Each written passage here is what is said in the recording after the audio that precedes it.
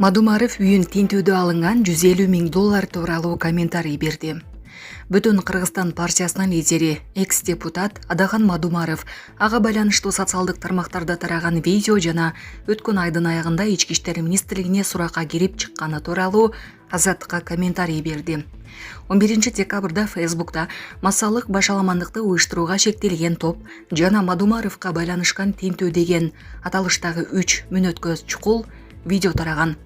Анда милиция кызматкерлери Адахан Мадумаровдун үйүн тинтүүдө саясатчынын сумкасынан $150,000 табылганы айтылат. Тасмада Мадумаров акчаны жакын арада уулун үйлөнтүп, той өткөрүп, андан кийин үй алып берүү максатында чогултуп жатканын айтканын, бирок кийин суракта каражаттын булагын көрсөтүп бере албаганы белгиленген. Адахан Мадумаров Ички иштер министрлигинин кызматкерлери $150,000 далил зат катары алып кеткенин билдирди. Мен апасы батирин сатып, акчаны менен ортончо уулума таштап кет деп көрсөтүп бергем. Батирди сатуу боюнча келишимдин көчүрмөсүн да көрсөткөм. Менин уулума таандык болгон батир сатылып атат. Ал акчаны чоң олжо катары алып кетишкен, деди ал. Адахан Мадумаровдун үйүнөн алынган каражат тууралуу видео качан тартылганы жана ким даярдап аны социалдык тармактарга таратканы боюнча маалымат жок. Ички иштер министрлиги комментарий бере элек. Оппозициялык саясатчы Адахан Мадумаров Ички иштер министрлигинде 22 ноябрда суракта болгон. Ал күбө катары суралганын жана өлкөдө массалык башаламандык уюштурууга шек саналып кармалгандар менен байланышы жок экенин айтты. 22 ноябрдын таңында социалдык тармакта бир катар саясатчылардын үйү тинтилип, 10 адам кармалган. Ички иштер министрлиги Социал-демократтар партиясынын лидери Темирлан Султанбековго, мурдагы президент Алмазбек Атамбаевдин уулу Кадырбек Атамбаевго жана саясатчы экс-депутат Кубанычбек Кадыровго кылмыш жаза кодексинин 326 беренеси бийликти күч менен басып алуу менен айып таккан. Сонун жаңылык. Сиз билген жана иченген Умбем клиникасы эми сизге дагы да болсо жакыныраак болду. Анткени бизде жаңы филиал ачылды. Андыктан келип, өзүңүздүн жана жакындарыңыздын ден соолугуна кам көрүшүңүздү сунуштайбыз. Биздин жогорку даражадагы дарыгерлер төмөндөгү адистиктер боюнча кабыл алат. Стоматология, гинекология, терапия, лор, хирургия, педиатрия, урология, УЗИ жана башка адистиктер. Лабораториялык анализдин 5000ден ашуун түрү алынат.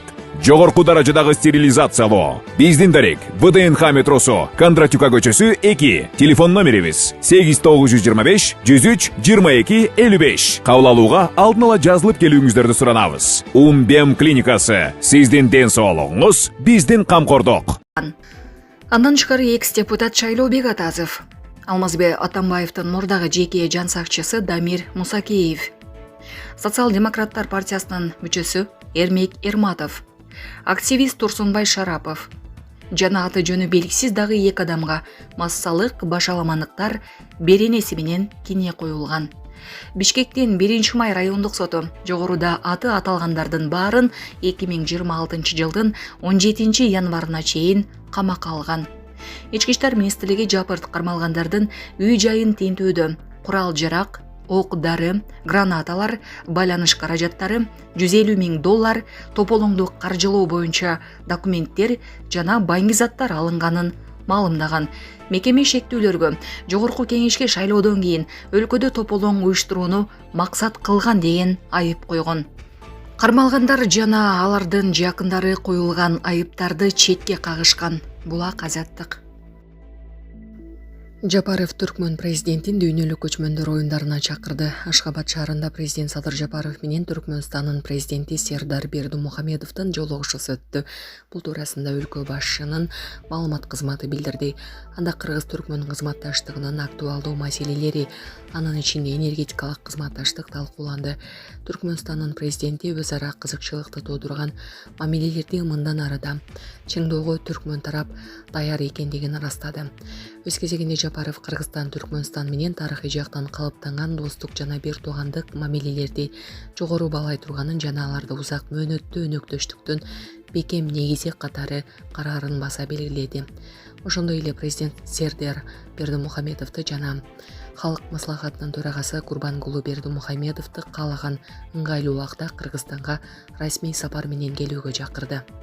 Садыр Жапаров келерки жылдын күзүндө Кыргызстанда бир катар маанилүү эл аралык иш-чаралар пландаштырылганын белгилеп, президент Сердар Бердимухамедовду Шанхай кызматташтык уюмунун саммитине катышууга, ошондой эле 6-дүйнөлүк көчмөндөр оюндарына ардактуу конок катары келүүгө чакырды.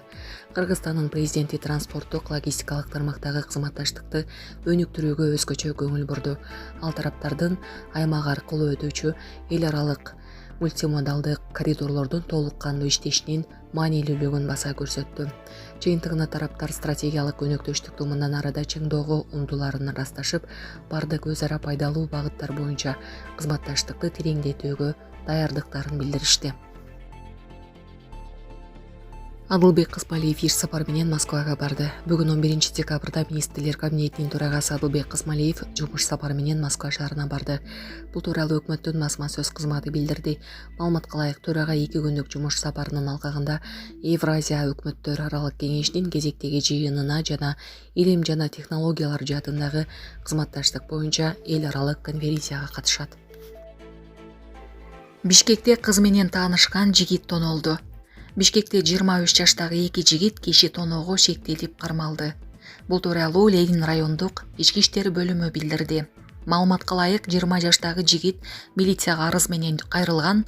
Ал интернет аркылуу бир кыз менен таанышып, анын сунушу менен экөө жолугушууну пландашканын айткан. Жабырлануучу макулдашуу боюнча 5 декабрда түнкү саат 4:30 спорт комплекстеринин бирине барган.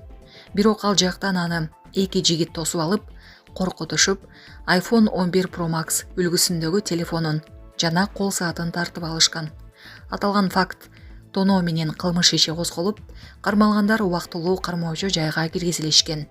Учурда тергөө иштери уланууда. Алайкууга 1 метрге жеткен кар жаады. Ош облусунун Кара-Кулжа районундагы Алайкуу өрөөнүнө 1 метрге жеткен кар жаады. Социалдык тармактарга тараган видео Ойтал айылында тартылган.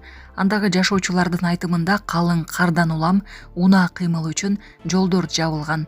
Аталган өрөөн кышкысын кар калың түшкөндүктөн шарты катаал аймактардын катарына кирет. Акыркы күндөрү өлкө аймагындагы көпчүлүк аймактарда кар жаап жатат.